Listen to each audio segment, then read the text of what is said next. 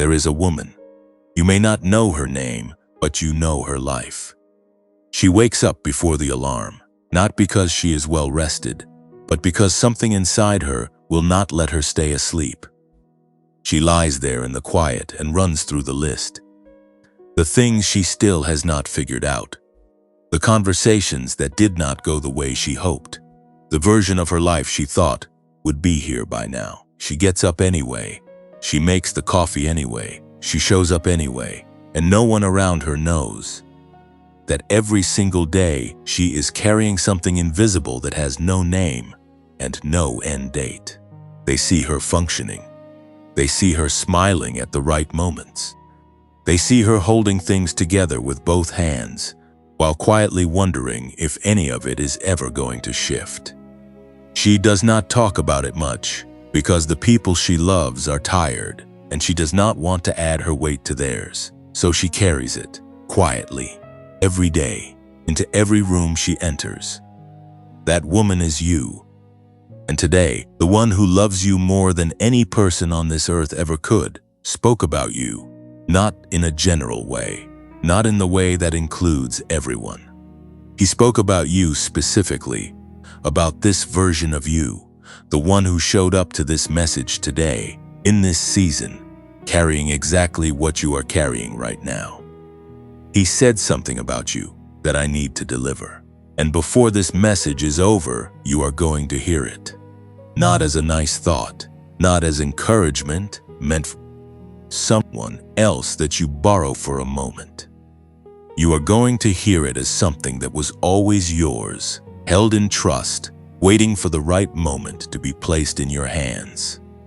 But first, I need to make sure you understand something. You did not find this message. This message found you. There is a difference, and the difference matters more than you know right now. There are certain signs that mark a person who is in the season the one who loves them has been preparing them for. These signs do not look like success from the outside. They do not feel like favor in the moment, but they are unmistakable to the ones who carry them.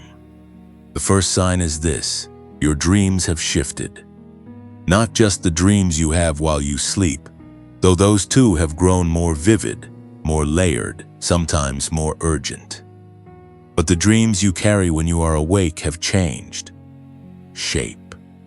What you want now is not what you wanted before.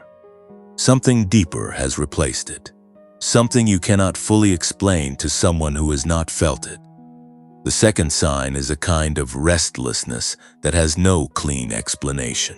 You are not depressed, though some days have felt close to that edge. You are not ungrateful, though there are moments where gratitude is hard to find. You are restless in the way that a river is restless against a dam.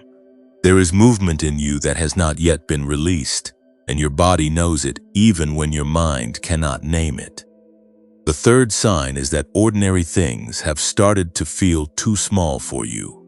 Not because you are arrogant, but because something in you is being expanded. Conversations that used to fill you now leave you hollow. Rooms that used to feel comfortable now feel like borrowed spaces. You are outgrowing something, and the process of outgrowing is never clean or comfortable. It is disorienting and often lonely. The fourth sign is that you have been feeling a pull towards something, towards someone, toward a version of your life that you cannot see clearly yet, but that you sense is real. That pull has gotten stronger recently. That is not coincidence. That is direction, and you are not imagining it. The fifth sign is the hardest one to say out loud. You have had the quiet, persistent feeling that you were made for something more than what is currently visible. Not more in the sense of fame or wealth or recognition, though those things are not wrong to want. More in the sense of purpose, more in the sense of impact, more in the sense of being used fully, poured out completely, for something that actually matters. You have tried to talk yourself out of that feeling. You have told yourself it is ego or wishful thinking or some kind of spiritual pride, but it will not leave. And that is because it was placed there, not by you, by the one who made you and who has been watching you carry this quietly for longer than either of us wants to count. Chosen one, you are in the right place. This is not an accident. There is no such thing as accident when it comes to the prepared heart arriving at the prepared word. Heaven arranged this. Heaven cleared space for it. And what is about to be said over you in this message has been held in trust since before the season you are in began. You have not been waiting for this moment.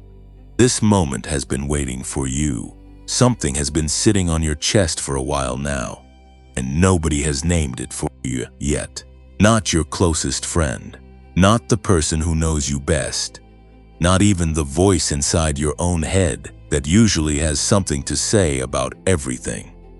It has just been sitting there, unnamed and heavy, and you have been carrying it the way you carry most things, quietly, without complaint, with a kind of grace that the people around you admire without understanding what it costs you. Today that changes. Because what I am about to name for you is not something I invented or borrowed from a book written for a general audience. It is something that belongs specifically to the person who is in the season you are in right now. The season of being positioned, even when it looks and feels from the inside like being passed over. Let me name 4 things that you have been feeling, and I want you to notice how your body responds as I say each one. Not your mind, your body, your chest, your shoulders. The place behind your eyes where things land before you have words for them. The first thing is this. There has been a wave of sadness about the past that has come over you recently, and it has surprised you with its intensity. Not grief exactly, because grief has a clear object. This is softer and stranger than grief. It is the feeling of looking back at a season of your life and noticing, not with anger, but with a kind of ache, that things did not unfold the way you believed they would. Relationships you invested in deeply did not hold. Efforts you poured yourself into did not return what you gave. Versions of yourself that you loved, the hopeful one, the one who believed everything was about to open up. Those versions feel far away now. And some mornings, without warning, the distance between who you were then and who you are now hits you like a wave you did not see coming. You are not broken for feeling this. You are honest. And honesty, in the economy of heaven, is always the starting point of something real. The second thing is that familiar places and people have started to feel strange and heavy in a way that disturbs you. The relationships that used to feel easy now require something from you that you do not always have. The environments that used to feel like home now feel like places you are visiting rather than belonging to. You've wondered if something is wrong with you, if you have become too sensitive, too internal, too something. But what is actually happening is that you are being separated, not in punishment, not in rejection, but in the way that a seed is separated from the soil it no longer needs in order to break open and become what it was always meant to be. The strangeness you feel in those spaces is not dysfunction. It is departure. And departure, even when it is quiet and unmarked by ceremony, is always a form of divine redirection. The third thing is a recurring image or dream about a door that has not yet opened. It may not be literal. It may not be a dream you had while sleeping, though for some of you, it is exactly that. It may be a feeling in your waking life of standing in front of something that is almost ready to move, but has not moved yet. You have knocked.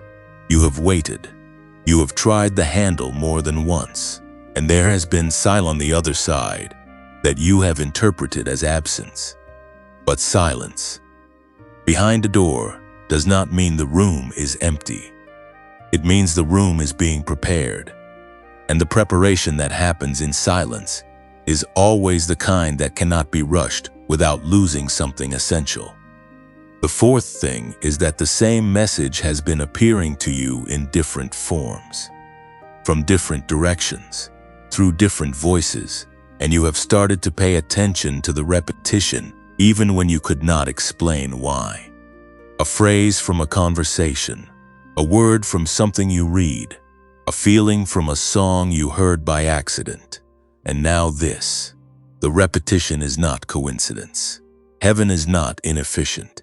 When the same message finds you through 5 different doors in the same season, that message belongs to you. It was routed towards you deliberately, and your recognition of the pattern is itself part of the pattern. I want to sit with you in the other things too. The ones that are harder to put into a list because they do not organize themselves neatly. The insomnia that visits you at hours that feel too specific to be random. The 3 in the morning kind when the house is quiet and your mind will not follow. You lie there not in panic exactly, but in a state of wakefulness that feels like waiting for something you cannot name. That wakefulness is not a disorder. It is a sensitivity. It is the signal of a spirit that is close enough to the threshold of something new that even sleep cannot fully claim it. The loneliness. Not the loneliness of having no one around you, because some of you are surrounded by people. The loneliness of being in a room full of people who love you and still feeling like no one in the room is quite speaking your language. The loneliness of carrying a vision that is too large for the current conversation. That loneliness is not a sign that you are too much. It is a sign that you have been positioned in a space between what was and what is coming. And that space, by its nature, is one that you walk through alone because no one else can walk it for you. The feeling of having been wronged and not knowing what to do with that. Not wronged in a way that has a clean resolution. Wronged in the quiet way, by time, by circumstance, by the gap between what was promised and what was delivered. You are not bitter, or at least you are trying not to be. But the record of what was taken from you, what you gave that was not returned, what you trusted that did not hold, that record exists, and you carry it, and sometimes it is very heavy. The feeling of being misunderstood, not just by others, but by your own self. The sense that the person you are becoming does not yet have a name that the person you have been knows how to pronounce. That gap between the self that is ending and the self that is beginning is one of the most disorienting places a human being can live. And you have been living there for longer than feels fair. Now I want to say something directly, and I want you to receive it, not just hear it. The waiting you have been in is not punishment. I need to say that again, because the part of you that has internalized shame needs to hear it more than once. The waiting is not punishment. It is positioning. There is a difference that changes everything. Punishment removes you from the story. Positioning places you exactly where the story needs you to be for what comes next. You have not been overlooked. You have been placed. And placement, unlike punishment, has a purpose attached to it that will become visible at the right moment. There is a difference between being ignored and being positioned, and that difference is the entire landscape of your inner life right now. To be ignored means that you are unseen, unaccounted for, irrelevant to the plan. To be positioned means that you are exactly where the plan requires you to be, held in place not by abandonment, but by precision. The frustration of positioning feels identical to the frustration of being ignored. The silence feels the same. The stillness feels the same. The sense of everyone else moving while you stay put, that feels the same too. But the outcome is entirely different. And the one who loves you has not ignored you. He has placed you with intention, with care, with a specific outcome in mind that required this specific season to produce. You are not behind. You are being assembled. And because this is a place where real things are said without pretense, I want to say one more thing before I invite you to respond. This channel, this space, these words, they exist because someone believed that the chosen ones who are walking into their hardest seasons deserve a place where the truth is spoken plainly, and the weight they carry is acknowledged without minimizing. If this message has named something for you today, if it has sat with you in something that no one else has been willing to sit with, I want to ask you to consider supporting what we do here.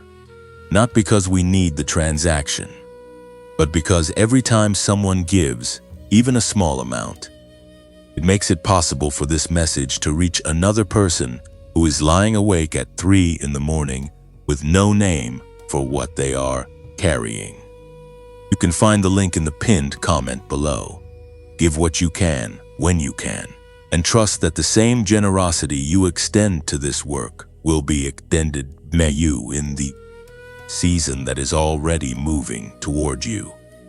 And if this message has recognized you today, if you have felt seen in these words in a way that is difficult to explain, I want you to do something simple.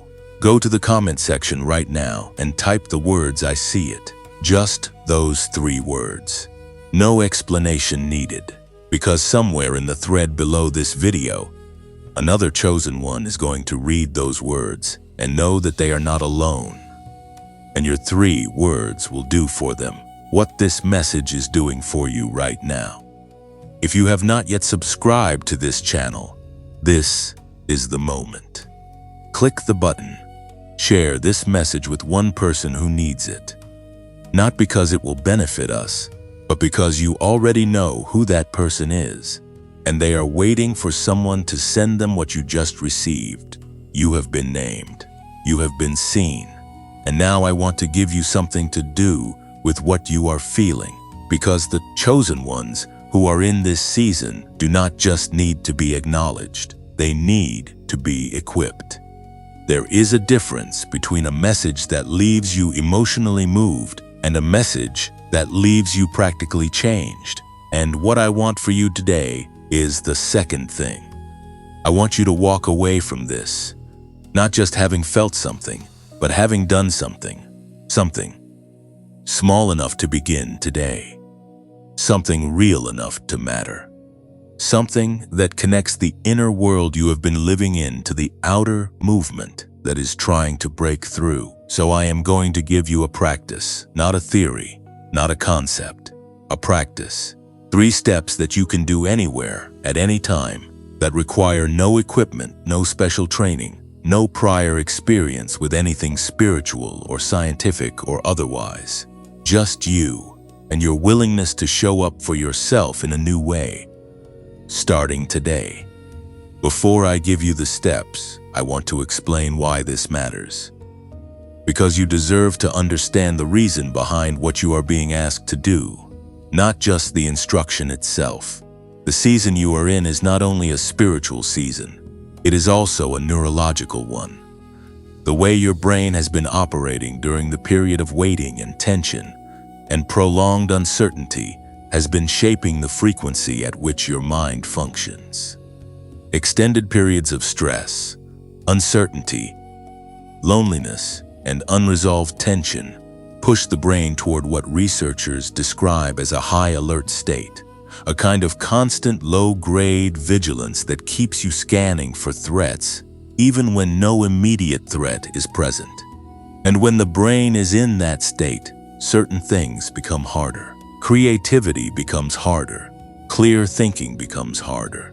The ability to receive new information, new opportunities, new directions, all of that becomes harder. Not because you are less capable, but because the instrument through which your life is being lived has been under sustained pressure without adequate recovery. What the practice I am about to give you does is interrupt that pattern. It creates a small but real window of recovery inside your day, a moment where the nervous system is given permission to release the vigilance and move into a different state, a state where things that have been blocked can begin to move.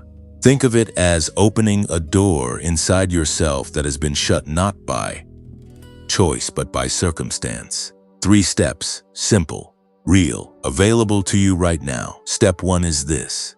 Before you begin the practice each day, take 1 minute, just 1 minute, to remember something you are grateful for that did not happen. Not something good that occurred, something bad that was prevented, something that could have gone wrong and did not, something that could have broken you and bent around you instead, something that could have taken from you what you still have. This is a specific kind of gratitude that most people never practice, and it is one of the most powerful recalibrations available to the human mind because it shifts the lens from what is absent to what has been preserved. In the season of waiting, it is easy to catalog only what has not yet arrived, but the chosen one, who learns to catalog what has been protected, discovers something that changes everything. They have not been abandoned in the waiting. They have been covered, actively, deliberately. The things that did not happen to you were not random. They were held back, and recognizing that even for 60 seconds at the start of your practice begins to rewire the way your brain interprets your story. Take your time with this step. Do not rush through it to get to the next one. Sit inside the recognition for the full minute. Let it be specific. Not a general sense of being lucky, but a specific memory of a specific thing that was protected. The relationship that ended before it could do more damage. The opportunity that fell through before you could invest more of yourself in the wrong direction. The door that stayed closed long enough for you to be standing at the right one when it opened. Let that memory become real in your body, not just a thought in your head. Feel the relief of it. Feel the grace of it. Feel the quiet, persistent care of a God who has been working on your behalf in ways that did not announce themselves. Step 2 follows directly from that place of recognition, and it is this. Make one statement out loud, in your own voice, that acknowledges where you are in time without apology and without rushing. The statement is simple. You can use these exact words or let them become your own. I am exactly where I am supposed to be in this moment, and this moment is not a delay. It is a delivery point. I am being positioned, not passed over. What is for me is already moving toward me, and I do not need to chase it. I only need to be present and ready. When it arrives, say it out loud, not in your head, out loud. The reason this matters is not mystical, though there is a spiritual dimension to speaking truth into your own atmosphere that should not be underestimated. The reason it matters neurologically is that the act of vocalizing a statement of present tense truth while in a calm state creates a different kind of encoding in the brain than simply thinking the same thought. When you speak it, you hear it. And when you hear your own voice, saying something true about your life, the brain processes it differently than it processes the internal monologue that has been running on its old fear-shaped tracks. You are literally giving your nervous system a new signal to work with. A signal that says, this moment is safe. This moment is purposeful. I do not need to brace. I can be open. This step is connected to something ancient. Long before modern neuroscience began to understand the relationship between spoken declaration and neurological state, the practice of speaking truth over oneself was embedded in the spiritual traditions of people who understood that the words you speak into your own life carry weight. Not magic, not superstition, weight. The kind of weight that builds over time, that shapes the inner architecture through which you interpret everything that happens to you. You are not just saying words in step 2. You are beginning to build a new structure inside yourself. One declaration at a time. One day at a time. One present moment at a time. Step 3 is the one that everything else is building toward. and it is the simplest of all. After you have done step 1 and step 2, after you have sat in protected gratitude and spoken present tense truth over yourself, you give yourself 7 minutes of silence. 7 minutes. Not meditation in the complicated sense. Not prayer that requires eloquent words. Not any practice that demands training or tradition. Just 7 minutes of intentional stillness where you close your eyes, breathe without forcing the breath, and allow your mind to settle without chasing the thoughts that arise or fighting the ones that arrive uninvited. You simply sit. You simply breathe. You simply allow. 7 minutes is not an arbitrary number, and I want to explain why, because understanding this will make you more committed to the practice rather than less. Research into the way the brain shifts between different states of operation has consistently shown that somewhere between 5 and 10 minutes of uninterrupted stillness is the threshold at which the brain begins to move from its default high alert patterns into what researchers describe as a more receptive state. A state in which the frequency of brain activity shifts from the fast, vigilant waves associated with stress and reaction into the slower, more open waves associated with creativity, insight, intuition, and what some researchers describe as access to deeper cognitive processing. 7 minutes sits right at the beginning of that threshold. It is long enough to matter and short enough to be sustainable every single day without requiring a restructuring of your entire life. In that 7 minutes, something begins to happen that cannot be forced and cannot be manufactured through alone. The walls that prolong stress builds inside the mind, the ones that keep new information from arriving, the ones that keep creative solutions out of reach, the ones that make the future feel unreachable. Those walls begin to soften, not collapse immediately, soften. And softening is always the beginning of opening. Now I want to be honest with you about something. For some people, 7 minutes of intentional stillness comes naturally. The practice lands easily, the body settles quickly, the mind follows without much resistance.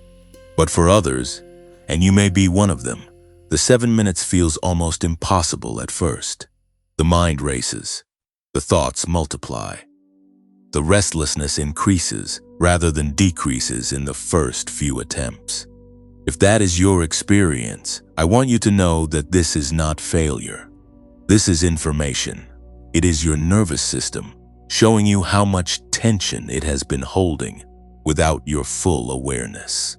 And the practice is still working, even when it does not feel like it is working, because the act of sitting with the discomfort of stillness without running from it is itself a form of training the nervous system toward greater capacity for rest. The 3 steps together take less than 10 minutes. Less than 10 minutes a day to begin shifting the internal architecture through which your entire life is being processed. Less than 10 minutes to interrupt the pattern that prolonged waiting and uncertainty has built inside your brain, and begin replacing it with something that makes you more available to the movement that is coming. Not more deserving of it. You are already deserving, more available, more open, more positioned to recognize it when it arrives, because the prepared instrument does not just receive the signal faster. It recognizes the signal more clearly. I want you to begin today, not tomorrow, not when things settle down, not when you have more time or more energy or a quieter space today. Even if your 7 minutes is imperfect, even if your statement in step 2 comes out stilted and self-conscious, even if the gratitude in on step 1 is small and specific and feels insignificant, begin today. Because the chosen one who begins imperfectly is always further along than the one who waits for perfect conditions before beginning. And perfect conditions in this season, in this life, are never what catalyze movement.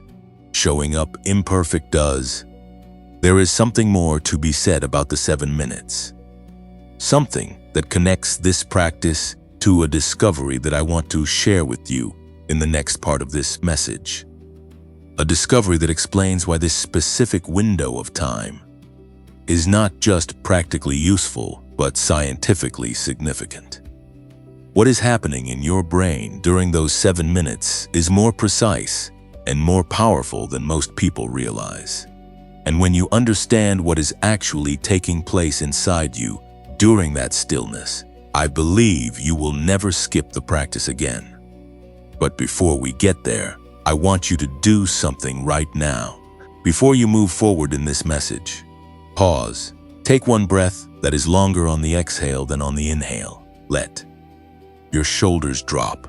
Let your jaw unclench. And receive this: you are not behind. You are not broken. You are not forgotten. You are a chosen one in active preparation, being given tools that match the size of what is coming. And what is coming is larger than anything you have been able to see from inside the waiting. There is something happening inside you right now that science has a name for, even if the experience of it has always felt more spiritual than clinical. The stillness you just practiced, the 7 minutes of intentional quiet that I described in the last section, is not simply a relaxation technique. It is not a breathing exercise dressed up in spiritual language. It is an entry point into a frequency. And the frequency it opens access to is one that researchers have spent decades trying to understand, not because it is exotic or rare, but because it appears consistently in a very specific category of human beings. Chosen ones carry a specific frequency. Researchers call it gamma. Let me explain what that means. Because the bridge between what you have been experiencing spiritually and what science has been quietly documenting is more direct and more extraordinary than most people realize.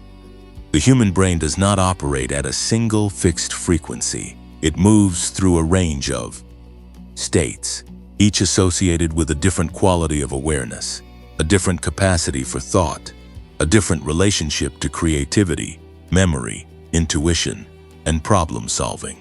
Most adults, particularly those living under sustained stress or prolonged uncertainty, spend the majority of their waking hours in what researchers identify as beta wave states. Fast, reactive, vigilant, and efficient for survival, but limiting for everything that requires depth, vision, and expanded awareness. Beta is the frequency of managing. It is the frequency of getting through the day. It is not the frequency of breakthrough. But there are 2 other frequencies that matter enormously for the chosen one in this season. The first is theta, which operates between 4 and 8 cycles per second and is associated with the deep creative state, the learning state, the intuitive state.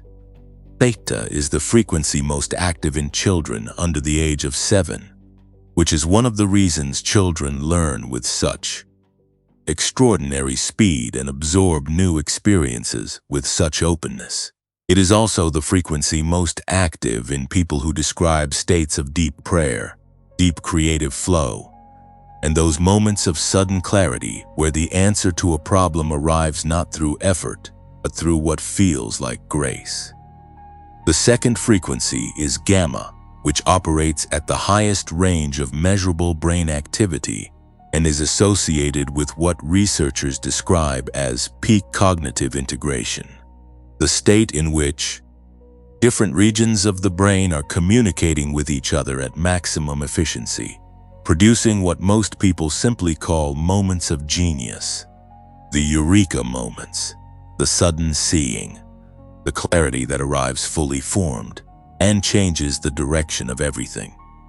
Here is what the research has found. And this is the part that I believe is going to land differently for you than it would for someone who is not in this season. People who spend regular time in theta and gamma states do not just think more clearly. They perceive more clearly. They are more capable of recognizing patterns and connections that others miss. They make decisions with a quality of confidence that is not arrogance but alignment. They experience what athletes call flow, what artists call inspiration, and what the person of faith calls anointing more consistently and more reliably than people who remain locked in beta. And the difference between the person who accesses these states and the person who does not is not intelligence. It is not talent. It is not even discipline in the traditional sense. It is access. It is whether or not the brain has been given a consistent pathway into those frequencies. The man who spent more than 30 years of his career trying to understand and open that pathway is a neuroscientist named Dr. James Rivers. He was trained at MIT, one of the most rigorous scientific institutions in the world, and his research has included collaboration with NASA, specifically in the area of studying what happens to the cognitive performance of individuals under conditions of prolonged isolation and high pressure. Conditions that, I want you to notice, are not entirely unlike the conditions of the season you have been living in.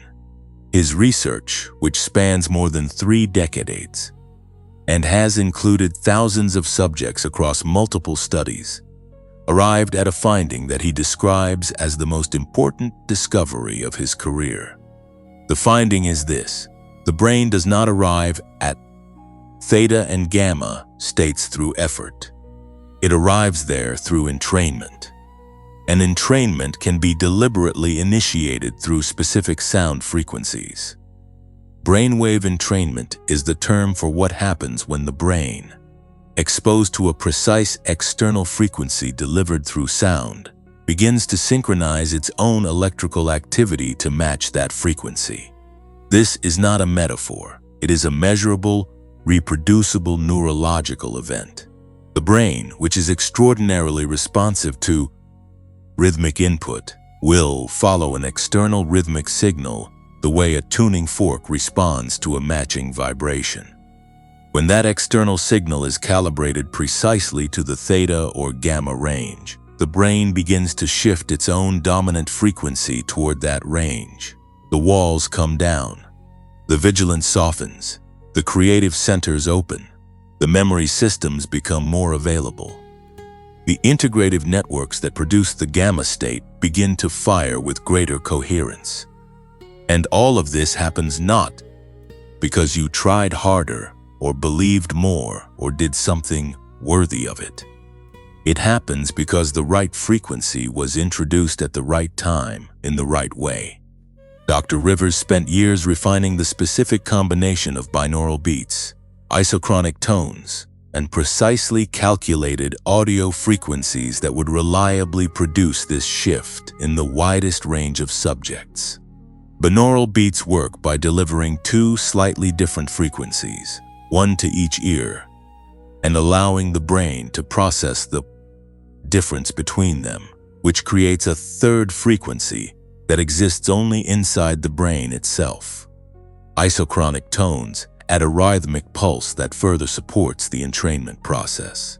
Together, calibrated to the exact specifications that Dr. Rivers identified through thousands of hours of testing, they produce a reliable, consistent entry into the theta-gamma state. And he found that the minimum effective duration for this shift to occur, the point at which the brain has entrained deeply enough for the shift to be real rather than superficial, is 7 minutes. 7 minutes. The same number I gave you in the practice protocol. That was not a coincidence. And if you followed the instruction and gave yourself that stillness, your brain was already being prepared to receive what I am about to tell you next. The tool that Dr. Rivers created from this research is called the Genius Wave. It is a 7-minute audio track delivered digitally that you listen to through headphones or speakers, and that uses the precise frequency combinations his research identified to guide your brain into the theta-gamma state with a consistency that would take years of dedicated meditation practice to replicate on your own.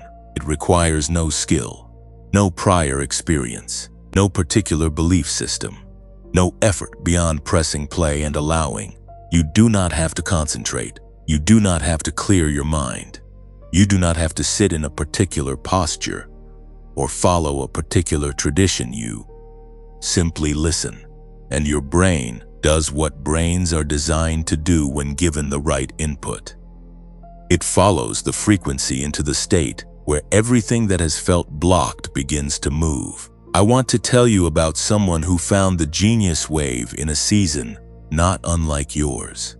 Her name is Maya, and she had spent 14 months in a period of suspended life, the kind where the bills are paid and the surface holds, but the inside is quietly unraveling.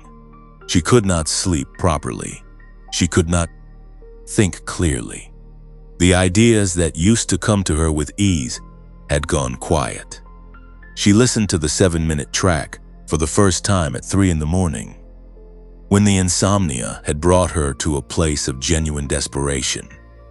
She told Dr. Rivers afterward that she could not explain what happened during those 7 minutes, only that when they ended, something had shifted. She fell asleep within 20 minutes of finishing the track, the first real sleep she had experienced in weeks. And on the Monday morning that followed, she received a call she had been waiting for across an entire year.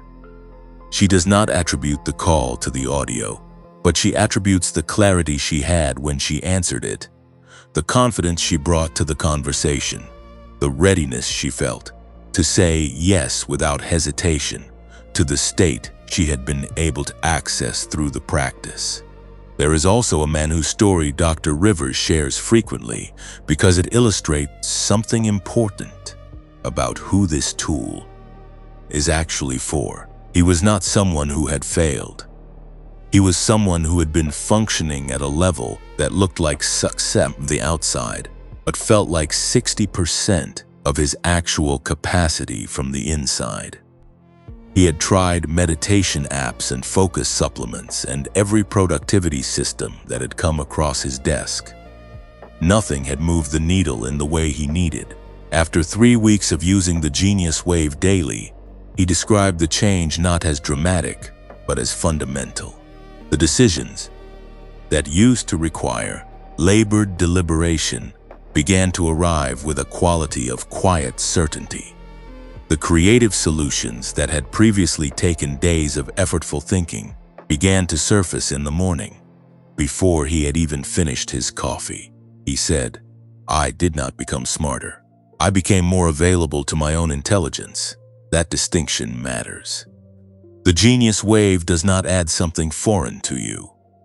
It removes the interference that has been keeping you from what was already yours. Now I want to be honest with you about something before I tell you the price, because I know some of you are already having the thought. You are thinking that $39 is not nothing, especially in this season, especially when money has been one of the things that the waiting has made tighter, especially when you have invested in things before that promised transformation and delivered something less. That thought is valid. I am not going to tell you that your hesitation is wrong, because it is not wrong. It is wise. The person who has been through a season of disappointment and learned to protect their resources is practicing a form of discernment that is entirely appropriate. So let me meet that hesitation honestly. The Genius Wave is normally priced at $49. Through the link in the pinned comment below this video, it is available today for $39. That is the full access price, a single purchase, no subscription, no recurring charge. The tool is yours to use every day for the rest of your life for the price of a single transaction. And it comes with a 90-day money-back guarantee. Not a 7-day window, not a 30-day trial that requires you to remember to cancel. 90 days. If you use the Genius Wave every day for 3 months, and you do not experience a meaningful shift in your clarity, your creativity, your sense of inner movement and readiness, you get every dollar back. No argument, no complicated process. I also need to say this clearly. There are imitation products circulating online that use similar language and claim to offer the same thing. They do not. The specific frequency calibrations that Dr. Rivers developed through 30 years of research are proprietary. They exist in one place. The only way to access the authentic genius wave is through the single link in the pinned comment below this video. Do not purchase from any other source. What you receive from any other source is not the product whose results I have just described to you. Protect your investment by using only the verified link below. And because the discounted price of $39 is a limited offering, the access to that price point is not indefinite. It is available now through the link below for a limited time and a limited number of purchases at this price. If you return to this video tomorrow and the price has returned to $49, that is why. The chosen one who acts with clarity in the season of positioning is not being impulsive. They are being responsive. There is a difference, and responsiveness in the season you are in is one of the most important capacities you can practice. Before we move forward, I want to stay here with you for a moment, not to sell you anything more, not to introduce a new idea or point you toward another resource, just to stay. Because what I am about to say is something that rarely gets said in the spaces where chosen ones gather, and its absence has been part of what has made this season harder than it needed to be. The world around you has been very willing to tell you that your waiting has a purpose, that your delay is a divine setup, that everything is working together for your good, and those things are true. But what the world has been far less willing to do is sit down beside you and admit what the waiting has actually cost, what it has taken from you, what you will not get back. And I think you deserve to have someone say that plainly, without rushing past it toward the silver lining. So let us sit here first, in the honest place. Before the comfort arrives, there are years inside you that the waiting consumed. Real years. Not abstract time, not philosophical seasons. Actual years of your one life. The life that belongs only to you, that moved through the calendar, while you were held in a place felt like suspension. And inside those years, specific things were taken. Not misplaced, not delayed, taken. And I want to name them without softening them, because the chosen one who never gets to acknowledge what was lost ends up carrying the unacknowledged grief alongside everything else, and that weight compounds in ways that eventually make the very breakthrough they are waiting for harder to receive. The first thing that was taken is the relationships you'd have built during those years, if you had been operating from a place of fullness rather than depletion. The friendships that might have deepened if you had been not so consumed by the interior work of surviving the season. The love that might have grown if you had met it from a more settled place inside yourself. The connections that passed through your life during the waiting and did not take root, not because you were unworthy of them, but because the version of you that existed during the waiting was not yet assembled enough to hold them the way they needed to be held. You felt those near misses. You still feel some of them. The person who came close and then moved on. The community that almost became yours.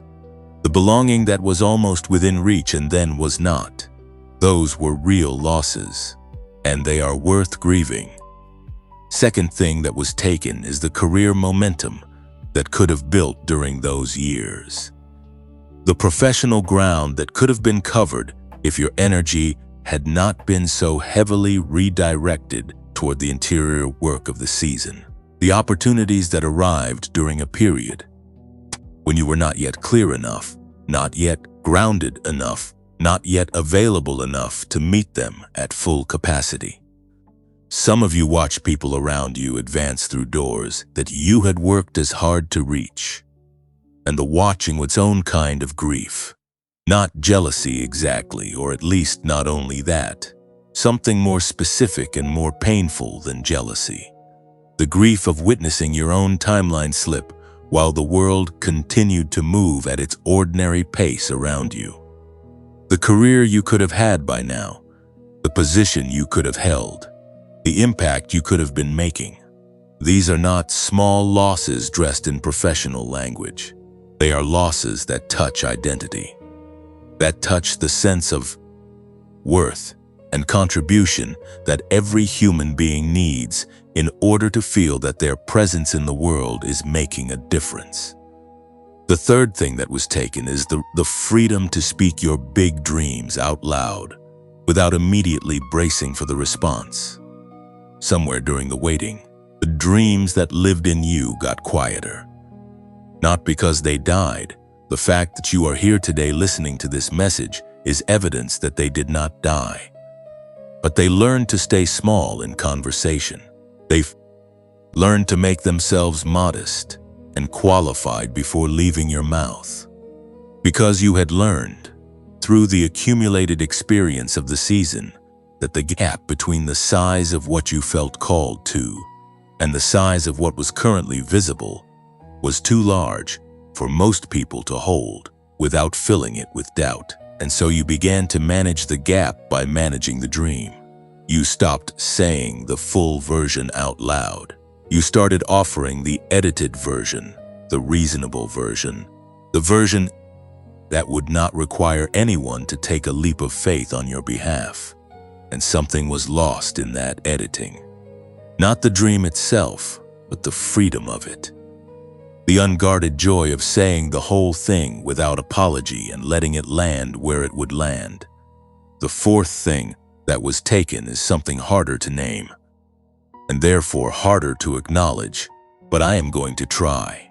The waiting took a portion of your faith in yourself, not your faith in God, or at least not primarily that, your faith in your own perception, your trust in the inner knowing that told you from the beginning that you were made for something specific, something particular, something that required exactly the kind of person you are. That knowing got quieter during the years of waiting, not because it was wrong, but because it went so long without external confirmation that it became difficult to hold with the same certainty you started with. You began to wonder, not loudly, not in crisis exactly, but in the small hours, in the moments between doing and being. You began to wonder if the thing you felt called to was real or constructed, if the sense of being chosen was genuine or self-protective, if the waiting was positioning, or if it was simply the quiet result of being someone who was never quite going to arrive at the place they believed was theirs. I want to sit in that with you. I am not going to rush past it. That wondering has been one of the loneliest parts of the season, because it is not the kind of thing you can easily share without the risk of someone confirming the doubt rather than dispelling it. So you have held it alone, and it has been heavy. Now I want to introduce you to someone who held something similar. His name was Joseph, and I am not going to tell you the part of his story that ends well, because I think the ending has been used too quickly in too many places to skip past the middle. I want to stay in the middle with you, the way I believe Joseph needed someone to stay with him in the middle. He was a young man who carried a genuine sense of being called to something larger than his current circumstances suggested. He had seen it in a dream. He had felt it with the kind of certainty that does not require evidence because it arrives already whole.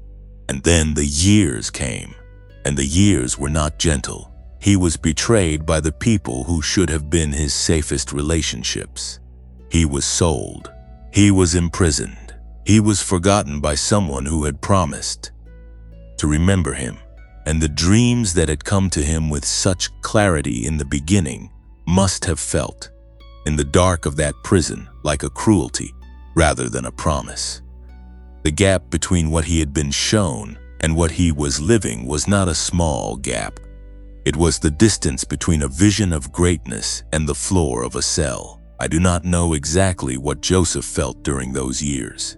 The text does not spend much time there, but I know what I believe, because I have sat with enough chosen ones in their own versions of that cell to recognize what that particular combination of loss feels like.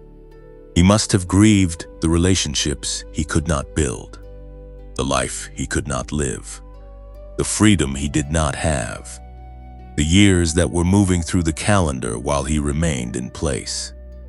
I believe he allowed himself to feel the weight of what had been taken, not only because he had no choice, but because the kind of depth that would be required of him later could only be formed in a person who had genuinely descended into loss and remained there long enough for something essential to be produced by the descent. The descent is not the story, but you cannot skip it and arrive at the same person who went through it.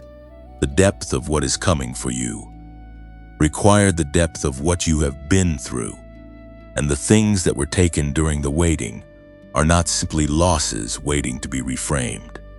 They are the cost of the formation that was happening in you during a season that looked, from the outside, like nothing was happening at all. I want to say one more thing before we move forward. The cost was real. The grief is legitimate. The years that are gone, and no amount of what comes next will return them in their original form. What comes next will not erase the loss. It will not make the loss feel like it was worth it in the way that erases the pain. What it will do is give the loss meaning, and meaning is not the same as compensation. But it is the thing that allows a person to carry what was taken without being destroyed by the weight of it. You are not destroyed. You have been formed, and the formation that happened in you during the years of loss has produced something in you that cannot be produced any other way. Something that the next season of your life is going to require. Something that only the person who descended and remained and did not abandon the dream even when it went quiet inside them could possibly carry into what is coming. You are that person. You have always been that person, and the cost you paid was not a mistake. It was a price paid on behalf of something that is still on its way to you, something that has your name on it, something that the one who loves you spoke about today.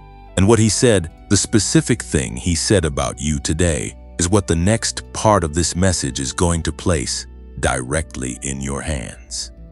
There is a word in the ancient Greek language. A modern calendar does not have a translation for or, and I believe the absence of that word from the everyday vocabulary of your life has been part of what has made this season so difficult to interpret from the inside.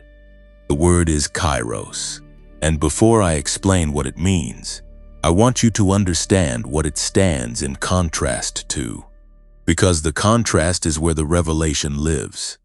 The Greek language had two entirely different words for time. The first is chronos, which is the time you already know. Chronos is the time on your phone screen. It is the calendar on your wall. It is the birthday that arrives and reminds you how many years have passed since the thing you were believing for still has not arrived. Chronos is the time that accumulates, the time that counts, the time that the part of you which is afraid of running out measures against the progress you have or have not made. Chronos is relentless in that way. It does not pause to ask whether you are ready. It does not slow down because your situation is complicated. It simply moves, second by second, year by year, and it keeps a record that can feel, in the harder seasons, like an indictment. Kairos is something entirely different. Kairos is not measured in seconds or years. It is not a quantity of time. It is a quality of time. It is the word the ancient Greeks used to describe the moment that is ripe, the moment that has arrived at exactly the right fullness to produce the outcome it was always carrying.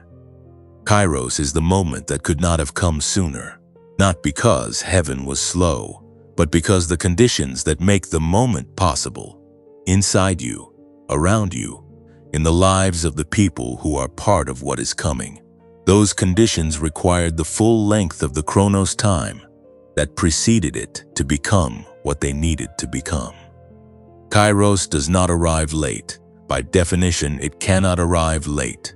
It arrives at the only moment it was ever going to arrive, and that moment is always exactly on time, even when every Chronos measurement in your possession says otherwise.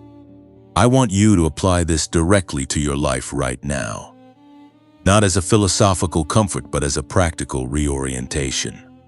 The years you counted in part 5 of this message, the years that felt like loss, the years that felt like waiting without movement, were Chronos years. They were accumulating, they were building, they were producing, inside you and around you, the exact conditions that Kairos requires in order to land with its full weight. You were not sitting still inside a moving world. You were being assembled inside a moving plan. And the Kairos moment that is approaching you, the one that the one who loves you spoke about today, is not a reward for the time you endured. It is the natural arrival of a moment that has been ripening across every Chronos day of the season you have been in. This is positioning, not a prize for your patience. I want to say that clearly because there is a version of this message that frames the breakthrough as something you earned by suffering long enough. And that framing, while it feels encouraging, is actually not accurate and ultimately not helpful. You did not earn Kairos by enduring Chronos. Kairos was always going to arrive. The Chronos was simply the container it traveled through to get to you. The difference matters because if you believe the breakthrough is a reward, you will spend the rest of your life wondering if you suffered enough to deserve it.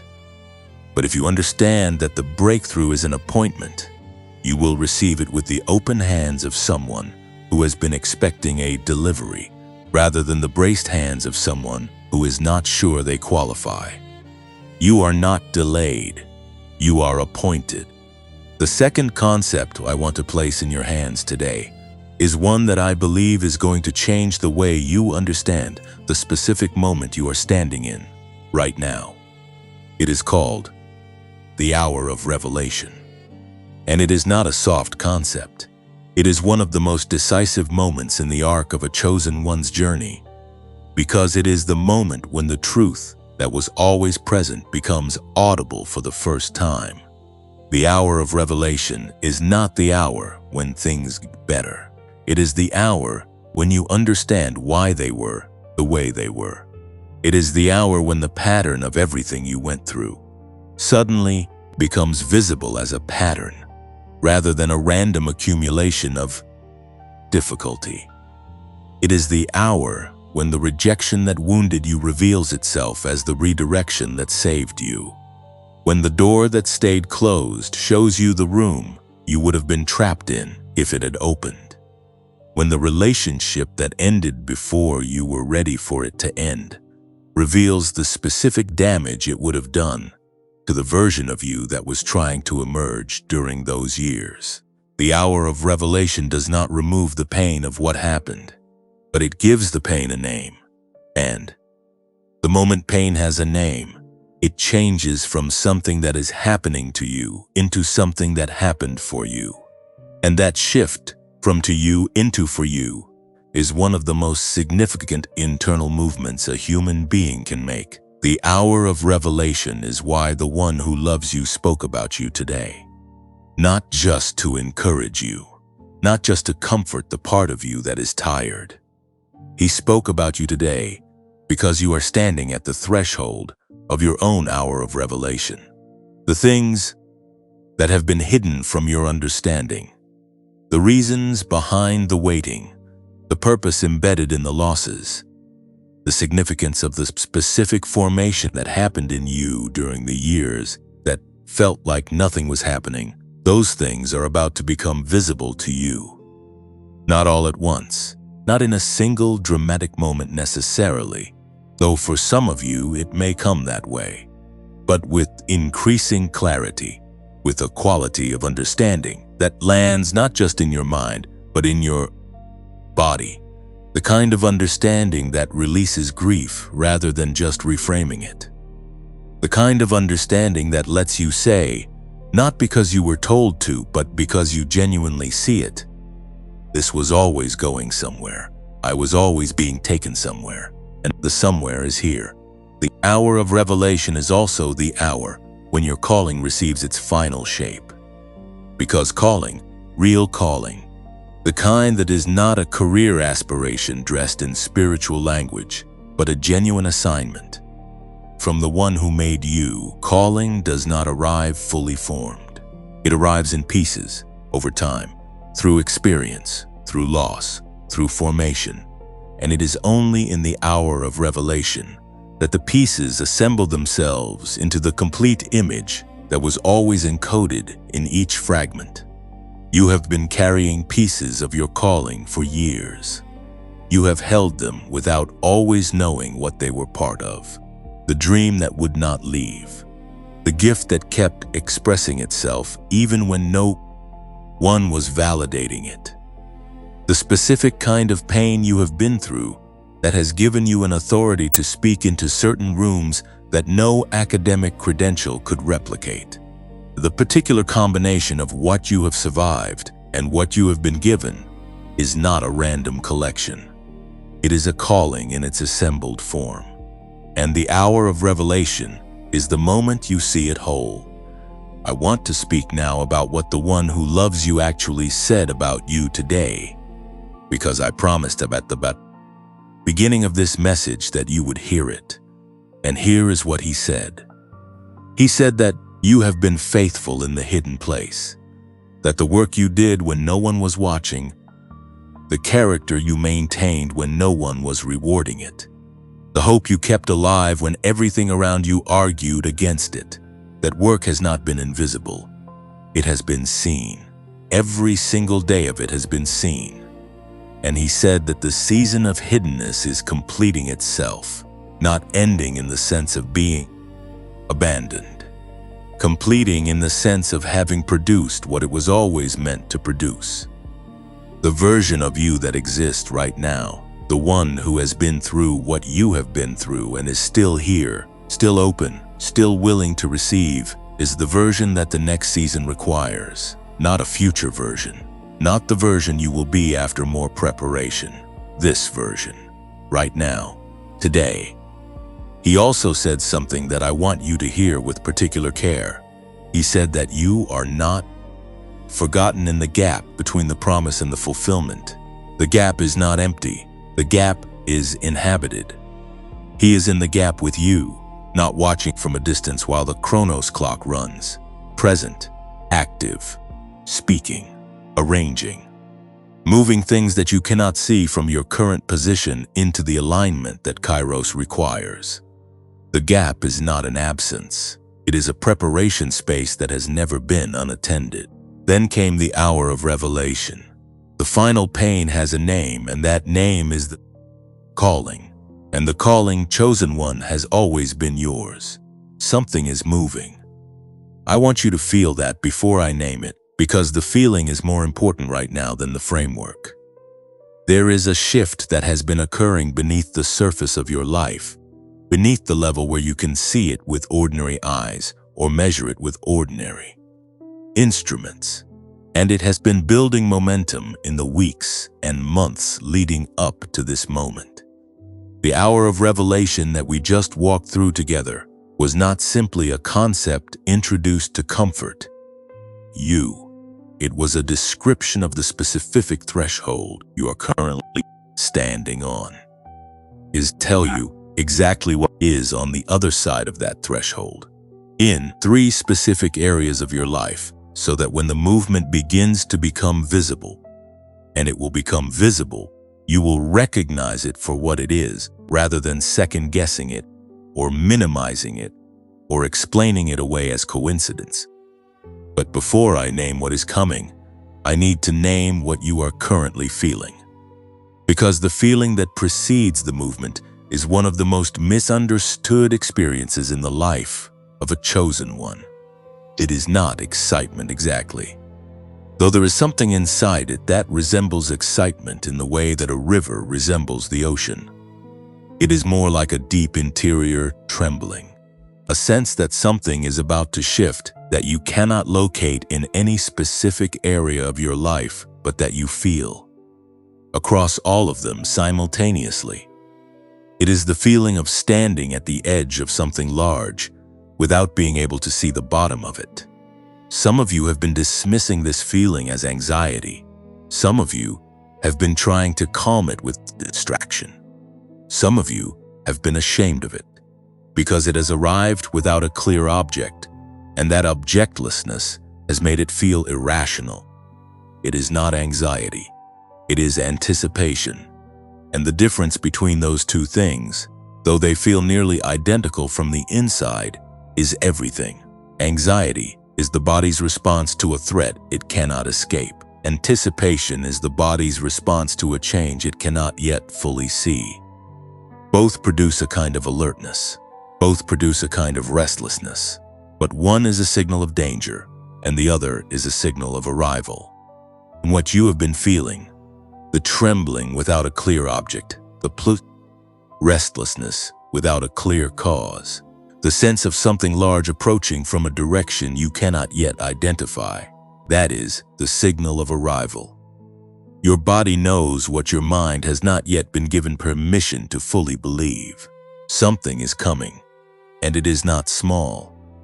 The first area where the movement is going to become visible is relationships. And I want to describe this carefully, because what is about to happen in your relational world is going to feel counterintuitive at first. Some people are going to leave, not through conflict necessarily, not through dramatic endings or formal goodbyes. They are going to quietly recede. You will notice that certain connections that required a lot of energy to maintain are suddenly requiring less energy. Not because you have grown closer, but because the natural gravity between you has diminished. Phone calls that used to happen regularly will become less frequent. Invitations that used to include you will stop arriving. The social fabric that held certain relationships in place will simply begin to loosen on its own without anyone making a conscious decision to end anything. I want you to hear this clearly. Let them go. Do not chase what is receding. Do not expend your energy trying to hold in place what heaven is releasing. The people who are leaving because the season they shared with you has completed itself. Their presence in your life served a purpose that has been fulfilled, and the fulfillment of that purpose is precisely what is freeing them to move on and freeing you to move into the space their departure creates. Not every relationship is meant to be permanent. Some are meant to be formational, and the ones that were formational have formed you. The work is done. Let the completion be clean. Because here is what is also true. In the space that opens as certain relationships recede, new connections are going to arrive with a quality that you have not experienced before in this season. People who speak your language. People whose vision is large enough to hold yours without flinching.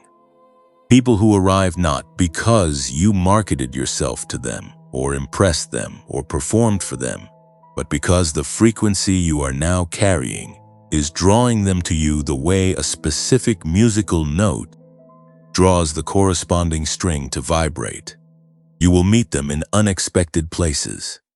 The conversation that starts casually and goes deep within minutes. The person in the room who finds their way to you without either of you quite understanding why. The collaboration that suggests itself before either party has consciously proposed it. These arrivals are not accidents. They are assignments. And you will know them by the quality of ease and recognition that accompanies the connection from its very beginning. The second area where the movement is going to become visible is purpose. And I want to say something about this that goes against almost everything. The productivity culture has taught you about how purpose reveals itself. The question that has been living inside you for this entire season, the question of what you are supposed to do and where you are supposed to go and how you are supposed to make the thing you feel called to actually happen in the real world. That question is about to answer itself, not through a strategic planning session, not through a career assessment or a vision board or a 5-year plan written in a new journal. It is going to answer itself through one small, clear step that will present itself to you with a quality of certainty that is completely disproportionate to its size. The step will be small enough that part of you will want to dismiss it as insufficient. Surely, you will think, if this is really the movement I have been waiting for, the first step should be larger than this. Surely the breakthrough should feel more dramatic than a single quiet nudge in a specific direction. But the chosen one who has been through the formation you have been through knows something that the person who has not been through it does not know. They know that the most significant movements in a life often begin with the smallest possible step. A conversation started, a door knocked on, a skill offered in a context that previously seemed too small to bother with, a yes said to something that the ego would have previously considered beneath the vision. That small, clear step is going to appear to you. When it does, take it. Do not negotiate with it. Do not audit it for worthiness before acting on it. Simply take it, because the path does not reveal itself before you step onto it. It reveals itself as you move. The third area where the movement is going to become visible is resources and opportunities. And I need to be honest with you about how this is going to feel different from what you have experienced before. In the previous season, you have likely been in a posture of pursuit, chasing the opportunity, pushing toward the resource, working harder to close the gap between where you are and where you need to be. That posture made sense for that season. It was not wrong, but it is about to change. Because what is coming in this next season is not going to require you to chase. It is going to require you to receive. And receiving, for the person who has spent years in the posture of pursuit, is one of the most disorienting and sometimes one of the most difficult transitions to make. Things are going to come to you, opportunities you did not apply for, conversations you did not initiate, connections who arrive carrying something that addresses an exact need you had not spoken out loud to anyone, resources that appear through channels you would not have thought to pursue. This is not magic. This is alignment. When the frequency you carry shifts, and the genius wave practice is part of what is accelerating that shift, the things that match your frequency begin to find you, rather than waiting for you to find them. You stop fighting for what is yours and start simply being available to receive what has always been designated for you.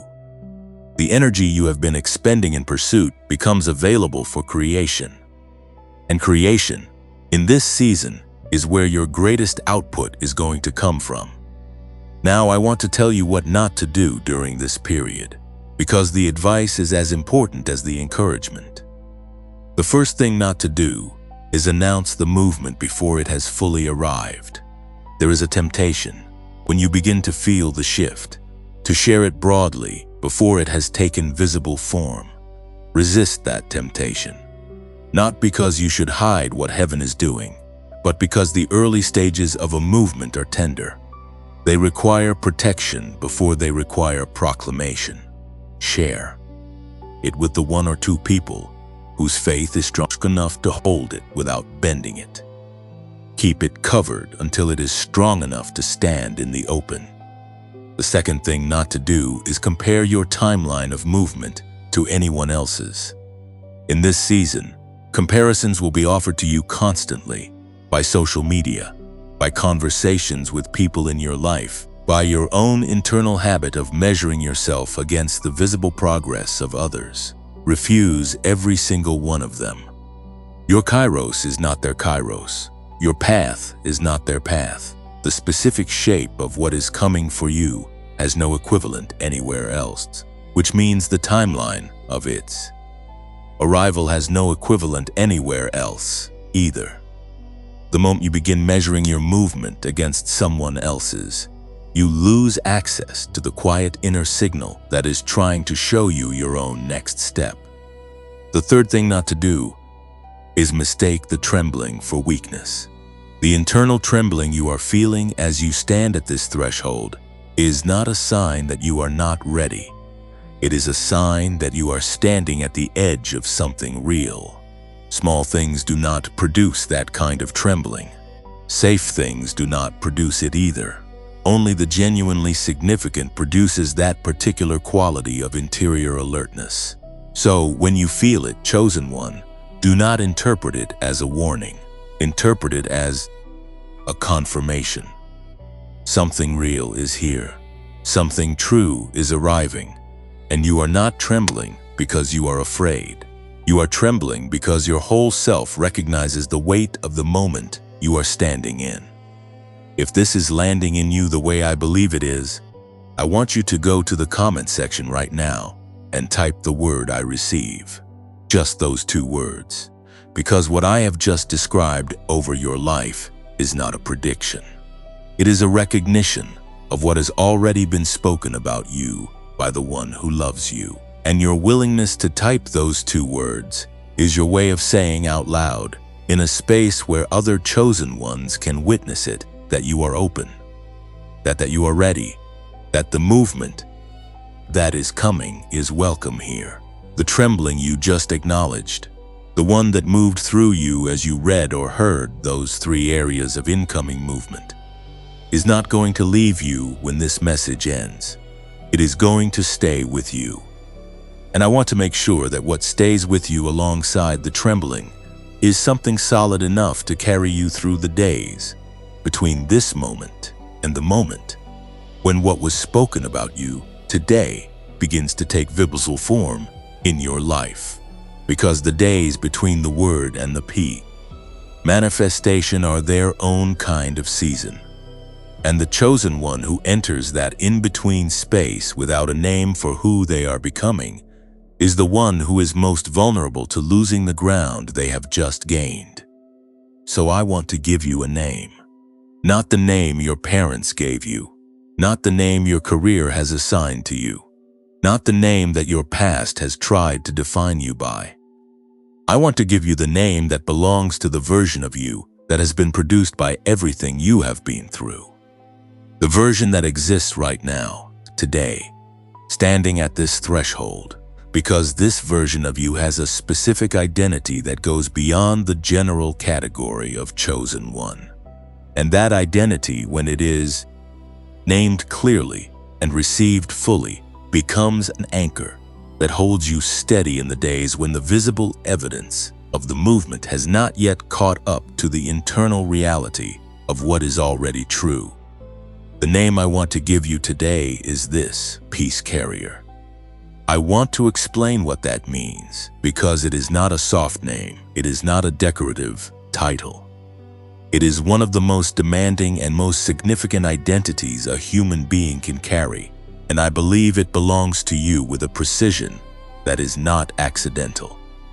A peace carrier is not someone who is at peace in the sense of having no struggle. A peace carrier is someone who carries peace as a substance, the way a vessel carries water. Not because their circumstances are peaceful, but because something was formed in them during the years of turbulence that is now irreversible.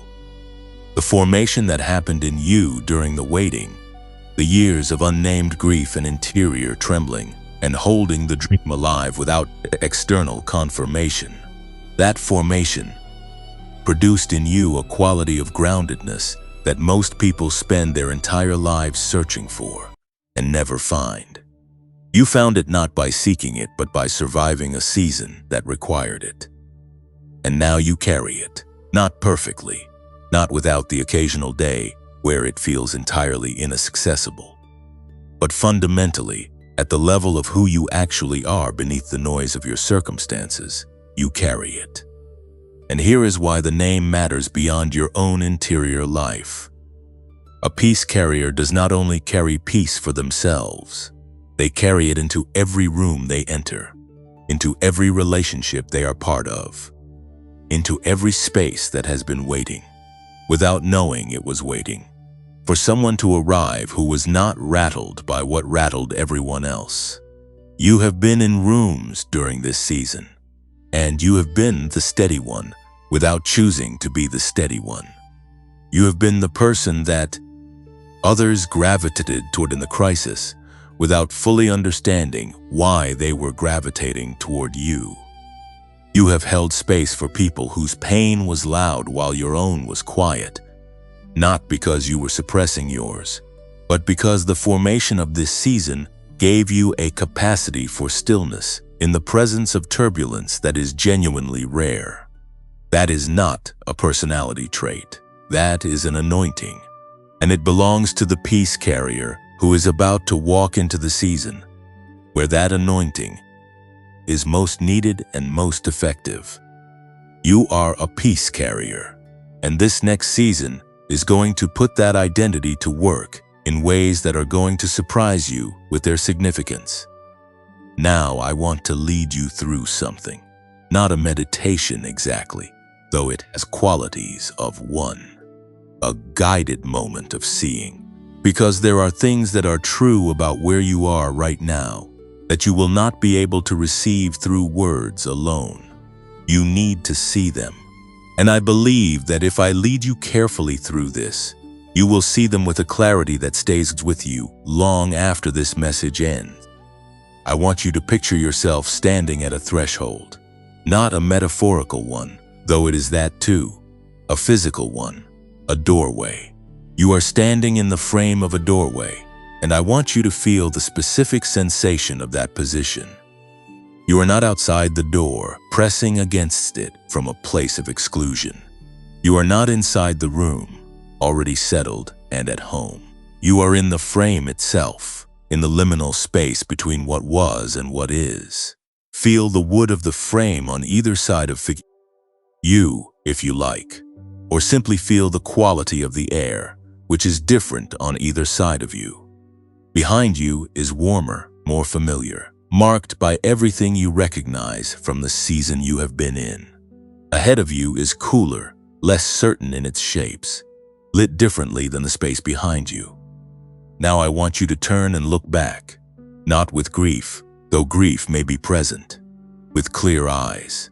Look at the space you are leaving. See the specific textures of it, the places where you sat alone, the places where you prayed without knowing if anything was receiving the prayer, the corner where you held yourself together on the days when coming apart felt very close, the space where you did the invisible work, the interior labor, the quiet faithfulness that no one awarded and no one witnessed except the one who sees everything. Look at all of it. Do not rush. Do not apologize for how long you lived in that space or how much of yourself you left there. Just see it clearly. And as you look, I want you to notice something. The space behind you is not a wasteland. It is a workshop. Every piece of furniture in it, every mark on the walls, every layer of dust on the surfaces is evidence of something that was being made. You were being made, right there, in that specific space, with those specific tools, by the specific hands of the one who loved you too much to rush what needed time. Now turn forward again. Look into the space ahead of you. You cannot see all of it from where you are standing, and that is by design. You were not meant to see the whole room from the threshold. You were meant to see enough to take the first step.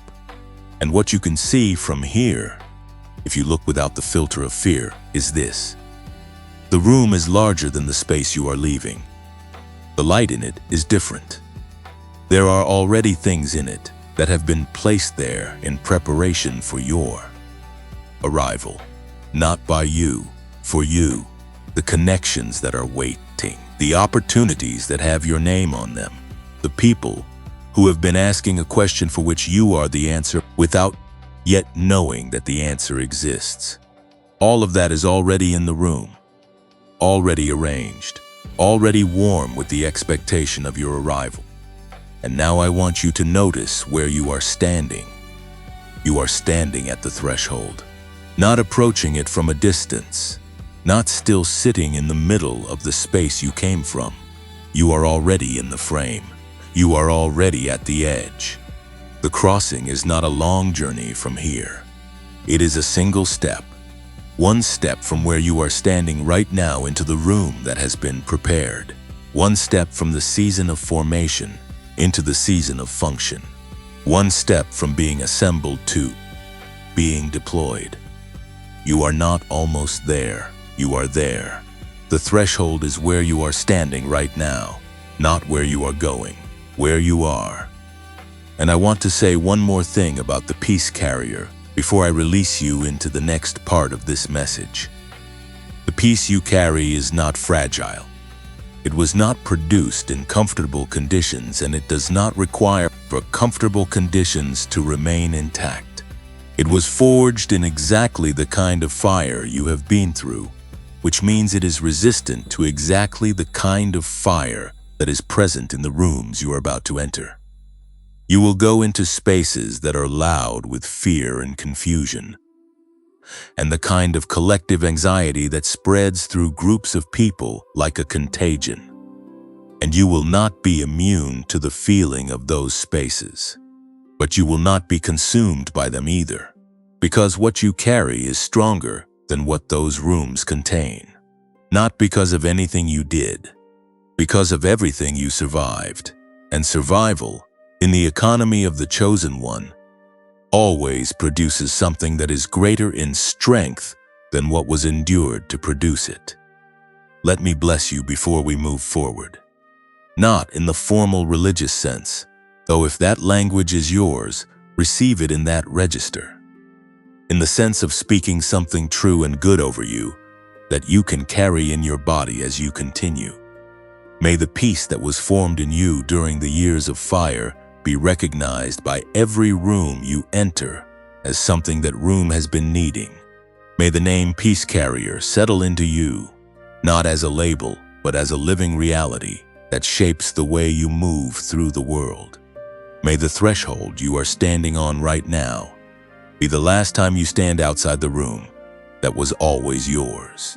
And best may the step you take from this moment forward be taken with the full confidence of someone who knows that the one who loves them spoke about them today, and what he said was good and true and already in motion on your behalf.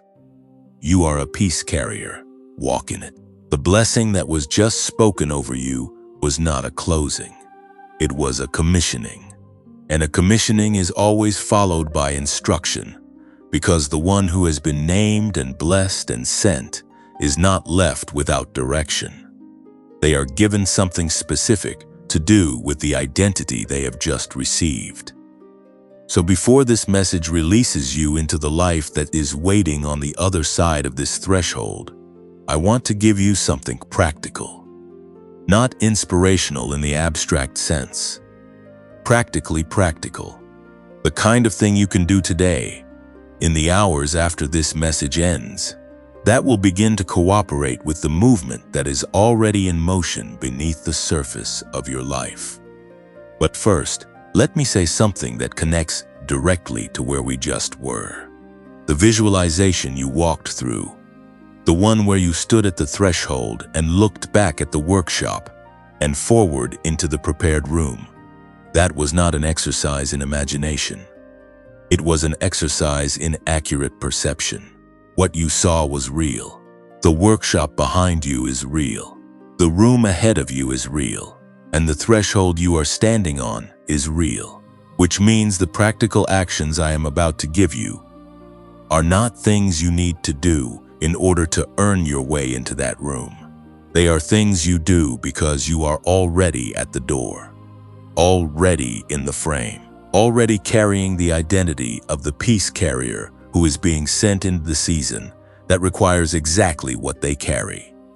These actions are not prerequisites. They are first steps taken by someone who has already arrived at the starting line. Here is the first thing I want you to do today, and I want you to do it before you sleep tonight, if at all possible. I want you to write down, in a physical notebook or on any piece of paper that you can hold in your hands, the answer to this single question. Not a list of answers, one answer. The question is this: what is the one thing that I have consistently been drawn back to across every season of my life, including the thing that expressed itself even when I had no resources or recognition to support it, the thing that I kept doing or kept thinking about or kept caring about, even when there was no external reward for caring about it?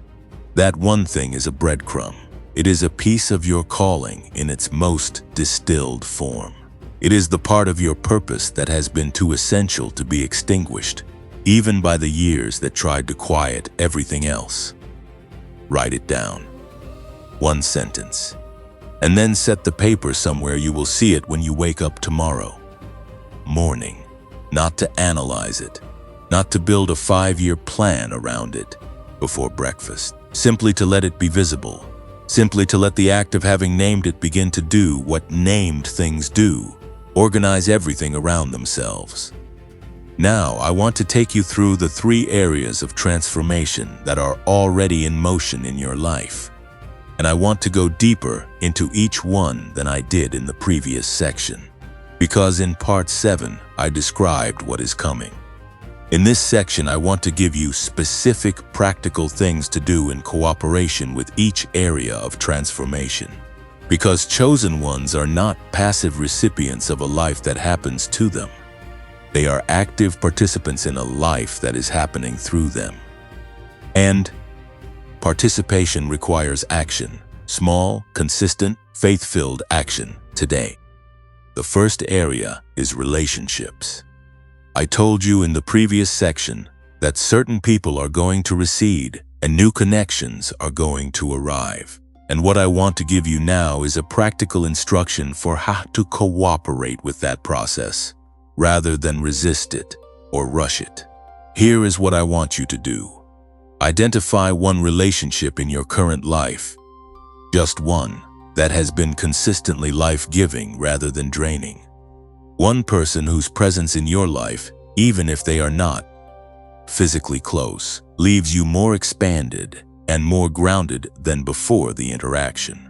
One person who has, at least once in this season, said something to you that landed like a recognition rather than a compliment. Flattery, not recognition. The difference is that flattery tells you that you are good. Recognition tells you that it sees you specifically, the actual you, the one beneath the performance. Contact that person this week, not with a long message that requires a long response. Something simple, something that says, in your own words, that their presence in your life matters to you and that you are grateful for the specific quality of connection that exists between you. Do not have an agenda for the conversation beyond the expression of genuine gratitude. Simply make the contact. Because in the season of relational realignment, the connections that are meant to anchor next what's chapter need to be tended. And tending begins with acknowledgement. Reach toward the right person this week and watch what grows from that reaching. The second area is purpose. And the practical action here is connected to the one thing you wrote down earlier in this section. After you have written it down and placed it where you can see it, I want you to take one additional step that requires nothing more than honesty and a small amount of courage.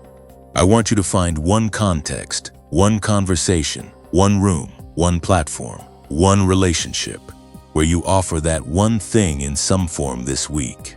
Not as a grand announcement, not as a launch of anything formal, simply as an offering, a small, genuine expression of the thing that has been consistently yours across every season. Teach something to one person. Share something you have made with one person who needs it. Speak from the specific experience of your specific journey to one person who is in an earlier version of your story. Write one paragraph about the thing that has consistently called to you and put it somewhere where at least one other person can encounter it. The reason this action matters is not strategic, though strategy is not wrong. The reason it matters is that calling, real calling, does not fully reveal itself in the contemplating. It reveals itself in the doing. The step you take with the small, distilled version of your purpose this week will produce information that years of thinking about your purpose cannot produce. You will discover whether the energy rises or falls when you act from that place. You will discover whether the specific expression you chose is the right form, or whether a different form is waiting to be found. You will discover whether the person on the receiving end of what you offered recognizes it as something they needed, which is one of the clearest signals that you are moving in the direction of your genuine assignment. Do not wait until the expression is perfect. Do not wait until the platform is built, or the credentials are in place, or the timing feels more auspicious. Do it this week, imperfectly, in whatever small form is currently available to you, and let the doing begin to show you what the thinking has been unable to reveal. The third area is resources and opportunities, and I want to be very specific here about the practical action, because it is different from the actions associated with the other two areas. The action associated with resources and opportunities in this season is not an action of reaching out. It is an action of clearing space, because resources and opportunities in the season of arrival move towards you. And if you are so full of the old, the exhausted strategies, the depleted efforts, accumulated weight of every attempt that did not produce the result you needed, then the new things that are moving toward you will not find a place to land. So here is what I want you to do. Identify one thing, just one, that has been consuming your energy without producing genuine movement. One project that has become more about obligation than genuine calling. One strategy that you have been sustaining out of stubbornness rather than genuine conviction that it is still the right direction. One commitment that has outlasted its season, and I want you to make a decision about it this week. Not a dramatic abandonment, not a public announcement of closure. A quiet, honest, private decision that this particular thing has served its purpose and that the energy it has been consuming is needed elsewhere. You do not have to execute the decision immediately if the timing requires care, but make the decision. Because the decision itself creates space, and space is what the incoming resources and opportunities need in order to arrive, without having to compete with the residue of what no longer serves the season you are entering. Alongside the clearing, I want you to do one more thing in the area of resources and opportunities. I want you to practice what I am going to call open-handed expectancy, not passive waiting, not aggressive pursuit. Something between them. The posture of someone who has set the table, prepared the space, and is now simply available to the arrival rather than either chasing it or dismissing it. In practical terms, this looks like staying alert to the unexpected conversation, the email from someone you have not thought about in months, the invitation that arrives through an unusual channel, the suggestion from someone who could not possibly know how precisely it addresses a need you have been carrying quietly. Open-handed expectancy means treating these arrivals not as coincidences to be explained away, but as deliveries to be received with the full attention of someone who recognizes that they have been expected. And throughout all three of these practical areas, I want you to maintain the 7-minute daily practice that I described in part 3. Because the neurological shift that the genius wave produces in those 7 minutes is not supplementary to the practical actions I have just described. It is the foundation beneath them. The clarity with which you write down your one thing will be greater when your brain is operating in the theta gamma state that the practice produces. The courage with which you make the small offering of your purpose will come more naturally when your nervous system is no longer locked in the high alert frequency of prolonged uncertainty. The open-handed expectancy that the season of incoming resources requires will be more genuine and more sustainable when the instrument through which you are received has been tuned to receive rather than simply to defend. The link to the Genius Wave is in the pinned comment below. The $39 investment, backed by the 90-day money-back guarantee, is the most practical decision you can make today on behalf of the version of yourself that is standing at the threshold.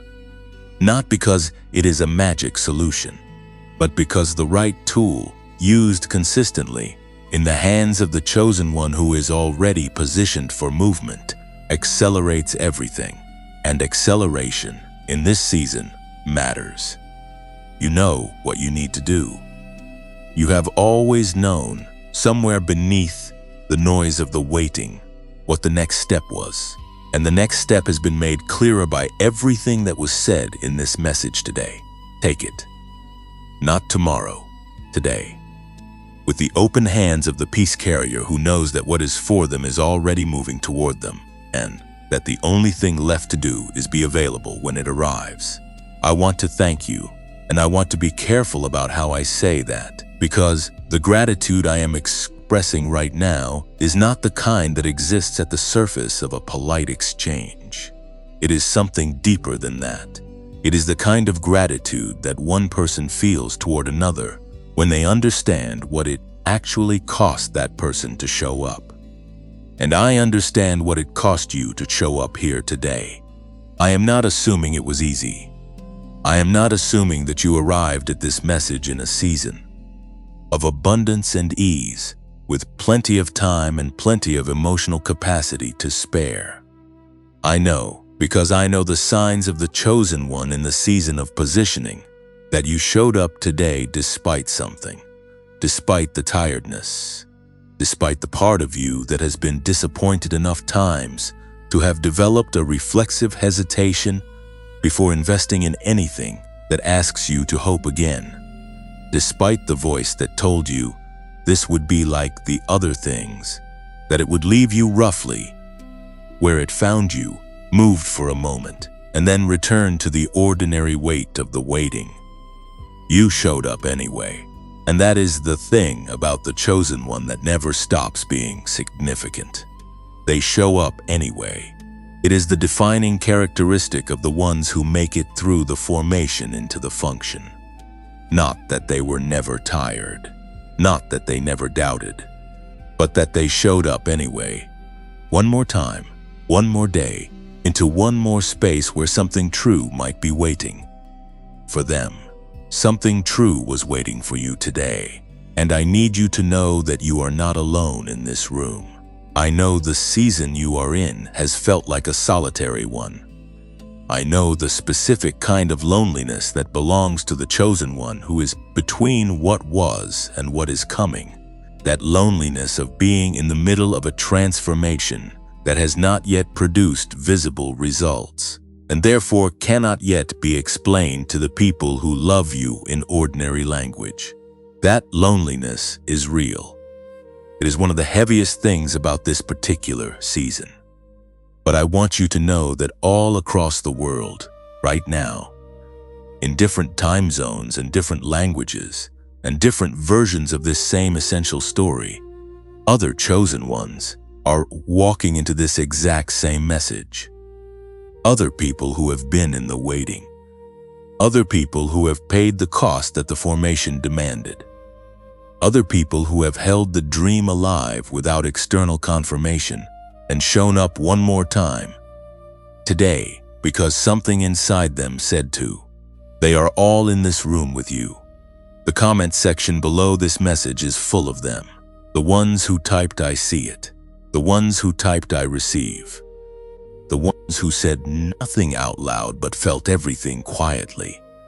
You are surrounded by a community of people who understand what you are carrying because they are carrying a version of it themselves. You are not in a solitary room. You are in a room that is full of people who recognize you. And that recognition is not nothing. In the season of feeling unseen, being seen by even one person who understands is one of the most healing things that can happen. You have been seen today by more people than you know. Before I release you from this message, I want to invite you to do one final thing. I want you to lay something down. Specifically, I want you to participate in a moment of intentional release. Because the chosen one who walks into the next season carrying everything they carried through the last one is heavier than they need to be for what comes next. Some of what you have been carrying does not belong in the room you are about to enter. And this is the threshold moment. This is the right place to set it down. I want you to imagine, one more time, the doorway you stood in during part 8. You are back at that threshold. You can feel the frame on either side of you, the workshop behind you, the prepared room ahead. And I want you to become aware of what you are holding in. Your hands. Not literally, though you can look at your physical hands if it helps you make this real. In this imagining, you are holding things. The accumulated weight of the years. The grief that never got a proper ceremony. The self-doubt that grew during the season when external confirmation was absent.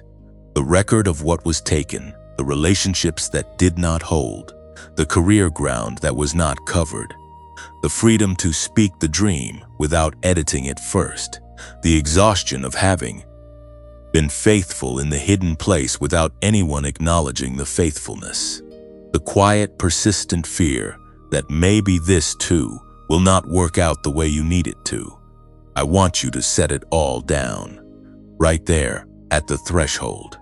Not because it is not real, not because it did not happen, not because the weight of it is not legitimate, but because the room ahead of you was prepared for the peace carrier, not for everything the peace carrier has been carrying. The person you are becoming does not need the heaviness of what produced them in order to walk into the season that was designed for them. The formation is complete. The weight served its purpose, and the purpose is finished. Set it down. Let the threshold hold it. Let the one who loves you, who has been in the workshop with you the entire time, take the weight from your hands as you cross into what he has prepared. You do not need to carry that into where you are going. Where you are going has its own weight, its own responsibilities, its own demands. But they are the weight of function, not the weight of formation. And function, chosen one, is so much lighter than what you have been carrying, because function is the weight of being used for what you were made for.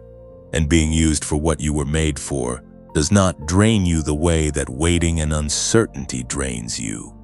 It fills you. Even when it is hard, it fills you because you were made for it. Now I want to say something about this channel, this space, these messages. They exist because I believe with my whole heart that the chosen ones who are in the season of formation deserve a place where someone will sit with them in the hard middle, not just celebrate them at the finish line.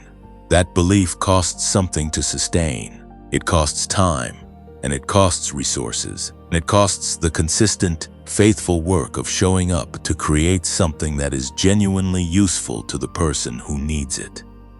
If this message has been that for you today, If it has named something that was unnamed, if it has placed something in your hands that you will carry with you into the days ahead, then I want to ask you to consider doing something in return. Not for me, for the chosen one who is going to wake up tomorrow morning without anyone to name what they are carrying, for the person who is going to type a search into their phone in the middle of the night because something inside them stirring and they do not know where to take it, for the person who is 3 months behind you in the same season you have been in, and who needs this message the way you needed it today. Like this video, not because the numbers matter in themselves, but because each like tells the platform that this content is worth showing to someone else. Share it with one person whose face came to mind while you were listening. You know who that person is. They have been in your thoughts throughout this message for a reason. Subscribe to this channel if you have not yet, because there are more messages coming, and the chosen one who is in an ongoing season deserves an ongoing place to return to. And if you are in a position to give financially to support this work, the link is in the pinned comment below. Give what you can give without straining. Give with the open hands of someone who knows that what they release in generosity always finds its way back to them in the season of open-handed expectancy. Even a small gift, multiplied across the community of chosen ones who have been reached by this message, makes it possible for this work to continue finding the people who need it most. And one last thing. If the genius wave met you somewhere in the middle of this message today, if the section about brain frequencies and the 7-minute practice and the science of what is inside you during the stillness landed in you with a quality of recognition that goes beyond intellectual interest, if some part of you heard it and thought, yes, that is what I need, that is the missing piece of the practical side of what I have been trying to do, then I want to tell you simply and without pressure, it is waiting for you. In the pinned comment below, $39, 90-day guarantee. The authentic link, the only authentic link, is the one that is pinned. If it is a yes, let it be a yes today. Not because urgency is being manufactured, but because the chosen one who is standing at the threshold and has been given every piece of information they need to take the next step serves themselves best by taking that step while the clarity is present. Clarity in the moment of arrival is a gift. Receive it. You came into this message carrying something heavy. You are leaving it with something that was always yours, but that needed to be said out loud before you could fully receive it. The one who loves you spoke about you today. He said that you have been faithful. He said that the season of hiddenness is completing itself. He said that the room ahead of you has been prepared. He said that you are not behind, not forgotten, not passed over. He said that what is for you is already in motion. And he said one more thing. He said that the person standing at this threshold right now is exactly the person he had in mind when he designed what is coming. Not a future version, not a better version. This version, you, today, exactly as you are, walk forward, peace carrier. The room is ready, and so are you. You have made it to the end of this message, and I want to mark that quietly. Not with fanfare. Just with a simple true acknowledgement that the fact that you are still here, that you listened or read all the way to this final line, says something about you that no one needs to explain. It says that something in you recognized something in this. And recognition, between a message and the person it was written for, is never accidental. It is the signal of arrival. The quiet confirmation that what was sent found what it was sent to find. So let this be the last thing you carry out of this space today. Not a teaching, not an instruction, not a challenge, just a blessing, spoken quietly over the version of you that showed up today, the tired one, the faithful one, the one who is still here after everything. You are seen, you are known, you are loved with a love that did not begin when you started performing and will not end when you stop. You are walking into a season that has your name on it, and every step you take from this threshold forward is a step taken by someone who is no longer waiting to be chosen. You were chosen before the waiting began. Go and live like it. And if no one has said this to you today, let me be the one to say it. You are going to be okay. More than okay. You are going to be exactly what you were made to be. And the world that is waiting for the peace carrier that you are is going to be changed by your arrival in ways that only heaven fully understands right now. Go well, go gently. Go as the one who was spoken about today by the one who loves you most.